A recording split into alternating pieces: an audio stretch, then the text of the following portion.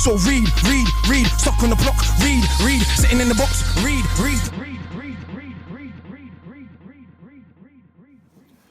Yo, what's going on, people? This is Akala, and this week's great read is The Secret History of Democracy by Benjamin Isakhan and Stephen Stockwell.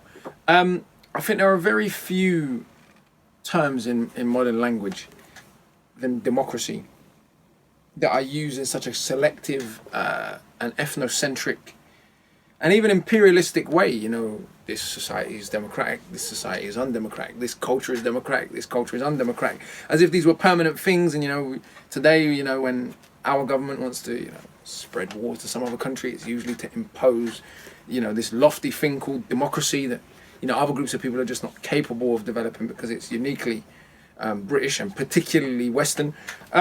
What this book looks at, as you can imagine from the title, is how true is that? Is democracy a uniquely, quote-unquote, Western invention?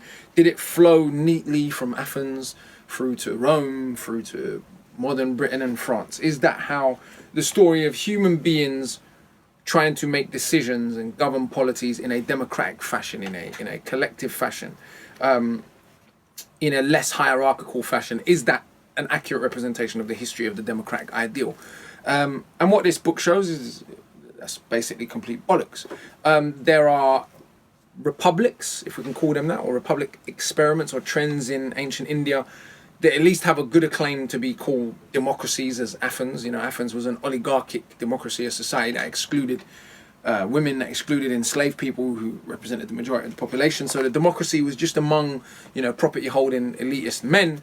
There are kingdoms in ancient India that could make at least as good a claim to be the origins of oligarchic democracy, though they did not spread, of course, from India to the Western world. The Buddha himself talks about these kingdoms, which is pointed out in the book. So it's quite interesting. In ancient Mesopotamia, for example, which is discussed in the book, there were kingdoms in which the king was elected to serve fixed terms of 7 years. It goes through indigenous democracies or experiments with democracy in Uganda, in Australia, among the Aboriginal people of Australia, or First Nations people of Australia. You know, it's a really, really interesting non-Eurocentric look at the way in which human beings have tried to wrestle with the problems of governance. And non-monarchical forms of governance, non-elitist forms of governance that we sometimes call democracy.